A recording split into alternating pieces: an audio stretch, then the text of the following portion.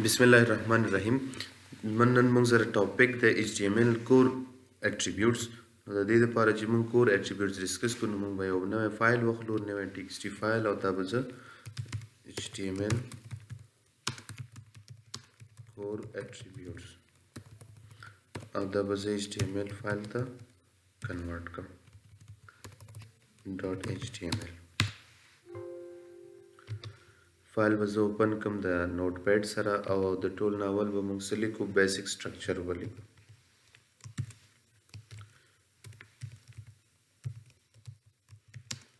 doc type HTML tag open کوم HTML tag close کوم head section دی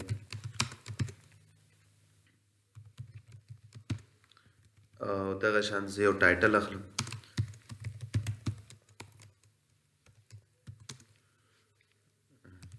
core attributes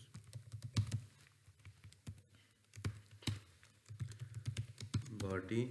او body به زه close ښه دې نه مخکې چې موږ کور اټریبیوټس ډسکس کوو نو کور اټریبیوټس زه کمنټ کې لیکم چې موږ سره دا کور اټریبیوټس دي کور اټریبیوټس موږ سره څلور دي د ټول ناول موږ سره دی ټایټل یو موږ سره دی ټایټل بل موږ سره دی آی ډي او دغه شان موږ سره بل دی کلاس او دغه شان بل موږ سره دی سټایل کور اټریبیوټس هغه اټریبیوټ دي چې هغه په میجورټي اف ټیکس یعنی په زیاتره ټیکس کې داسې کیږي یوز کیږي نو ټایټل ټیک د څه لپاره استعمالیږي to provide a tooltip message چې کله موږ په څه ودرېږو نو موږ ته یو ټول ټپ میسج ښیي لکه څنګه چې موږ په وینډوز کې ودرېږو فار ایگزامپل زه په دې فایل ودرېږم نو موږ ته یو دا چې کوم میسج راغی دغه ته ټول ټپ وایي نو موږ هر یو ټیک ته کولی شو چې دغه شان یو میسج پرووایډ کړو نو هغه موږ د ټایټل اټریبیوټ په ذریعه کولی شو بل موږ سره آی ډي ده آی ډي د یونیکلی آیډنټیفیکیشن دپاره یوز کیږي چې کله هم موږ په CSS کې څه سټایل جوړ کړو څه ډیزاینینګ وکړو او هغه غواړو موږ هر یو ټیک ته اپلای کړو نو هغه ته موږ آی ډي ورکوو نو دغه آی ډي اټریبیوټ په ذریعه به موږ کولی شو چې کوم ټیک ته زموږ خوښي هغه ټیک ته هغه سټایل څه کړو اپلای کړو آی ډي او کلاس دواړه سیم کار کوي خو د آی ډي او کلاس فرق دا دی چې موږ یو ټیک ته کولی شو چې یو نه زیات کلاسز اساین کو خو یو ټیک ته موږ صرف یو آی ډي اساین کولی شو او دغه شان سټایل چې کوم یو دی سټایل هم موږ سره یو کور اټریبیوټ دی چې موږ هر یو ټیک کې کولی شو چې د سټایل اټریبیوټ یوز کړو او دننه په ټیک کې انلاین میتھډ باندې موږ CSS ډیزاینینګ ورکو یا CSS سټایل ورکو خپل یو ټیک ته نو دا موږ سره مختلف دي راځو په ټولو باندې خبرې کوو زه ټول نه راځم اول پیراګراف جوړوم زم this is paragraph 1 دغه شان ما سره دا دی this is paragraph 2 دغه شان که نور هر څه وایو څومره چې ته paragraph اخلې هر څه اخلې هغه تاسو سره دلته راځي زه دا اخلم کاپی کوم او دلته دا پیسټ کوم دا ما سره paragraph 3 دی سپوز صحیح ده د ټول ناول موږ څه ډسکس کوو موږ ټایټل ډسکس کوو زه دلته لیکم ټایټل is equal to دلته یو ټیکسټ میسج زه ورکوم دغه میسج چې زه دلته ولیکم نو چې کله زه په paragraph 1 باندې کرسر ودروم یا ماوس په ودرېږي سټاپ شي نو ماته به دغه ټول ټیپس کې پرووایډ کړي زه چې هر څه میسج تاسو ډسکس کوئ زم this paragraph is about learning title attribute دا چې سیف کوم اوس تاسو راشئ خپل ویب پیج خلاص کړئ په براوزر کې رن کړئ تاسو ته به دا 3 پیراګرافه ډسپلی کیږي زه راځم په دې ودرېږم ګورئ this paragraph is about learning title attribute چې ته څه میسج دلته ورکړې هغه چې ته راشې دلته ودرېږي تا ته ډسپلی کېږي په دې ودرېږه نه ښکاري همداسې نارملي نه ښکاري خو چې کله ته پې ایچ اوور یعنی هوور یا ماوس کرسر پې ودرې نو تا سره به داسې کړي دا به ډسپلی شي نو دا موږ سره څه دی ټایټل اټریبیوټ چې دا په ایمیجز او هر څه کې تاسو سره څه کوي کار کوي نو دا موږ سره څه دی یو ټایټل اټریبیوټ دی بل موږ سره دی د کلاس او آی ډي نه مخکې به موږ سټایل ووایو موږ به سټایل ووایو فار ایگزامپل ما سره دې پاراګراف ته زه د سی اس اس ډیزاین ورکوم نو زه کولی شم چې من لاین زه سی اس اس ډیزاین ولیکم د سی اس اس کوډ لیکلو دپاره به ته سټایل اټریبیوټ لیکي او په کوډ کې به دننه سی اس اس پراپرټیز مختلف ته څه کې یوز کې فار ایگزامپل زه سمپلی لیکم کلر فل کالن ریډ سیو سیو مې کوم اوس راشي تاسو خپل پیج ریفریش کړئ چې کوم پاراګراف ټو د تاسو سره به څه شي ریډ به شي د سی اس اس بله پراپرټي یوز کوم بیک ګراوند ډیش کلر فل کالن از اکول ټو بلو سیمی کالن دا د تاسو سره یوز شو نو دا موږ سره څه د سټایل اټریبیوټ دی چې موږ کولی شو چې هر یو ته دا څه کو ورکو د سټایل اټریبیوټ په ذریعه موږ د سی اس اس کوډ کولی شو دننه په انلاین کې دغه شان دا موږ کولی شو چې په هر پاراګراف کې یوز کو او سټایل په ذریعه موږ د هغه ته څه ورکو یو خپل د خوښې کلر ورکو نو دا موږ سره څه دی دا موږ سره سټایل دی بل دا چې کوم سټایل ما ورکړی دا زه کولی شم چې په سی اس اس کې په هیډ سیکشن کې ورکم سی اس اس کوډینګ چې موږ کوو دا موږ په درې طریقو کوو یو موږ سره ایکسټرنل دی یو موږ سره انټرنل دی یو موږ سره انلاین دی ایکسټرنل دی ته ویلی شي چې په یو بل فایل کې دی کوډ وشي د سی اس اس کوډ او هغه پراپرټیز بیا دلته تا سره په دې فایل کې هغه څه شي اپلای شي د ایکسټرنل وایي انلاین دی ته وایي چې تا سره دغه کوډ په هیډ سیکشن کې وشي او سوري انټرنل دی ته وایي چې تا سره دغه د سی اس اس کوډ په هیډ سیکشن کې وشي د سټایل اټریبیوټ په ذریعه باندې او انلاین دی ته وایي لکه څنګه چې موږ دلته سټایل اټریبیوټ څه کړو استعمال کړه نو دې ته څه وایي انلاین وایي چې دلته موږ سټایل ولیکو او سټایل ولیکو او دلته خپل د سی اس اس پراپرټیز ورکو چې څنګه مخکې ورکړی صحیح ده نو موږ راځو انټرنل یوز کوو انټرنل د یوز کولو دپاره به موږ څه کوو موږ به د سټایل ټیګ لیکو سټایل ټیګ به په هیډ سیکشن کې اوپن کوو او بیرته به کلوز کوو او د سی اس اس چې څومره هم کوډ دی موږ به څه کوو د دې سټایل ټیګ دننه لیکو اوس زه وایم زه یو سلیکټر ډیفاین کوم زه یم چې د پی ټیګ څومره دی پی مې ورکړ نو په دې بریکټو دننه لکه څنګه چې فنکشن کې موږ لیکو د دې دو بریکټو ترمنځ چې څومره هم زه سی اس اس کوډ لیکم هغه چې ستا په دې ویب پیج کې څومره پی ټیګز وي په ټولو به دا اپلای شي صحیح ده فار ایگزامپل زه وایم کلر از اکول ټو فار ایگزامپل بلو او بل لیکم بیک ګراوند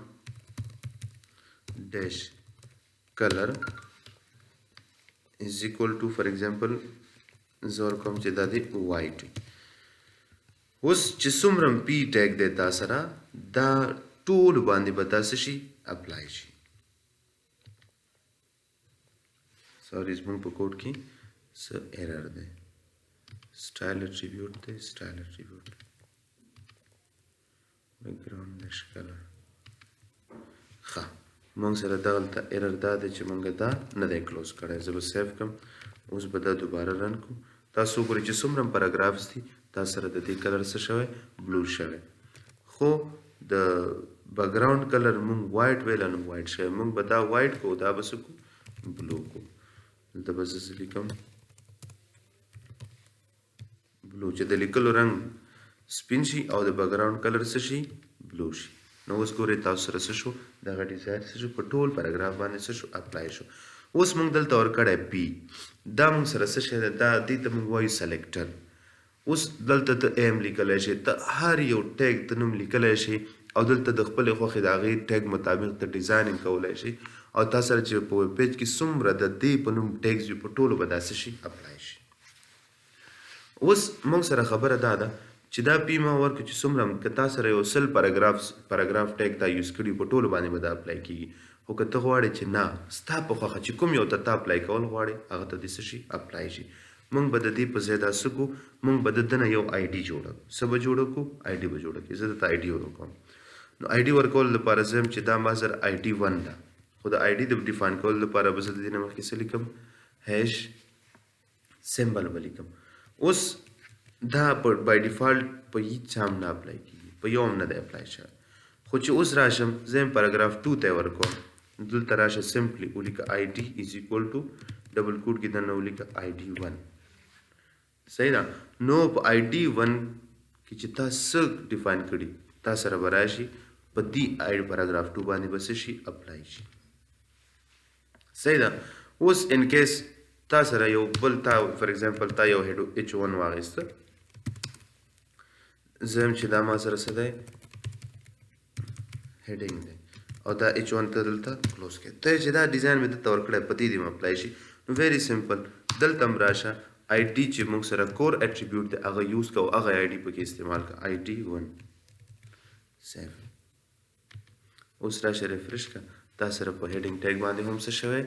دا اپلای شوی. نو دا موږ سره څه ده، دا موږ سره یو کور اټریبیوټ دی چې په زیاترو کې موږ څه کولی شو دا استعمالولی شو. اوس موږ سره یو بل دی کلاس. کلاس به موږ پسې ډیفاین کوو، کلاس به موږ په ډاټ ډیفاین کوو. زه یم چې ډاټ سی ایل په نوم یو کلاس ما جوړ، په دې کې زه کلر ورکوم، کلر ریډ بیکګراؤنډ ډیش کلر is equal to suppose چې هر یو موږ سره فار ایگزامپل زه یم چې دا د ما سره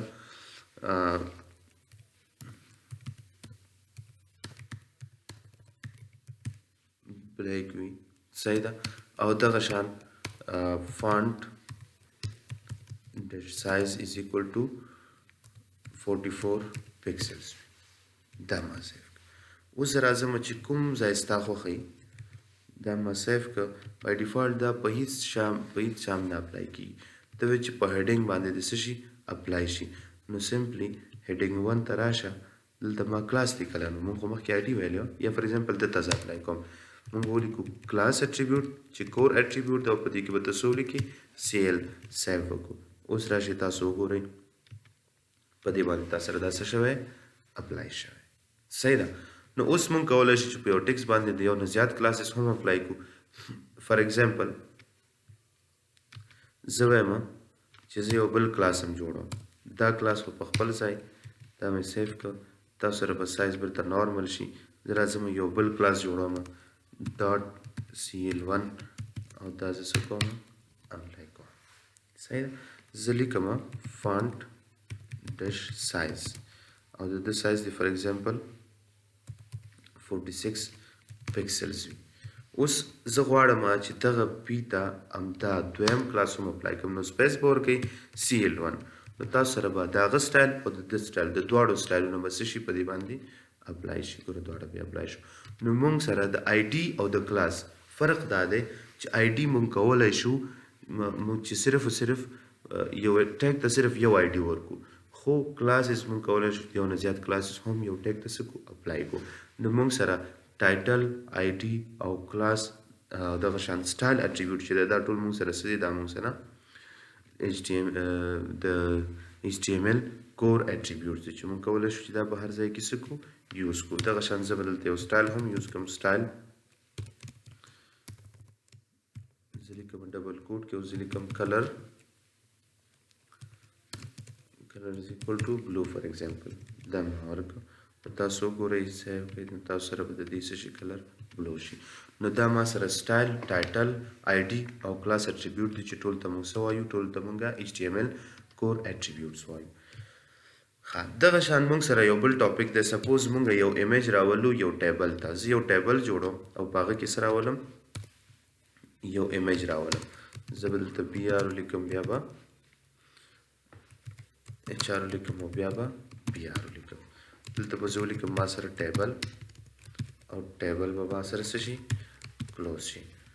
ټیبل بارډر به زه څه کړم بارډر از ایکول ټو 1 او دغه شان زه اخلم ټي آر او ټي آر کلوز کوم، یو بل ټي آر هم اخلم او ټي آر کلوز کوم. زه په دې کې اخلم ټي ایچ او دلته سپوز لیکم چې نیم او ټي ایچ کلوز کوم. بل ټي ایچ اخلم ټیبل هیډینګ ټي ایچ مینس ټیبل هیډینګ او دلته لیکم فار ایگزامپل پکچر او ټي ایچ مې کلوز. اوس راځم دویم رو ته فار ایگزامپل زه لیکم ټي ډي او دلته لیکم فار ایگزامپل کار او ټي ډي مې څه کړه کلوز مې کړه. بل ټي ډي اخلم او دلته اخلم ټي ډي کلوز کړم. اوس مونږ وایو چې مونږ دلته ایمیج راوستلی شو نو سمپلی دلته ولیکئ چې آی ایم جي ټیګ ولیکئ اس آر سی از اکول ټو د ایمیج پات ولیکئ. زه راځم ما سره یو ایمیج دی فار ایگزامپل دا ایمیج دی زه د دې د هغه راولم دلته فار ایگزامپل یا هر یو ایمیج چې ام فولډر کې img1.jpg ده نو سمپلی زه لیکم ام img1.jpg صحیح ده او دا مې څه کړه سیف کړه. اوس راځم خپل ویب پیج زه ډسپلی کوم. تاسو ګورئ ستا د ټیبل وید او هایټ د ایمیج په اندازه راغو نو موږ غواړو چې د ایمیج دا سایز لږ شان څه کو کنټرول کو. فار ایگزامپل زه د ایمیج وید ټاکم چې ما سره د ایمیج وید وي فار ایگزامپل 300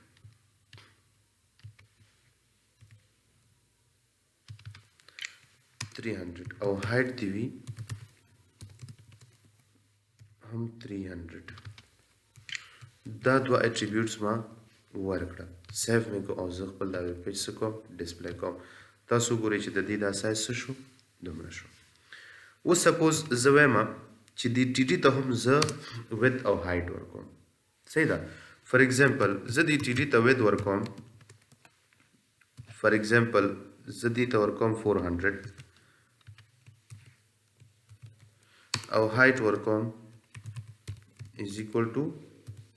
400 دا غنه زیات شو نو زه راځم دا ریفرش کوم نو تاسو ګورئ چې د دې ټي ډي سایز د ایمیج نه څه شو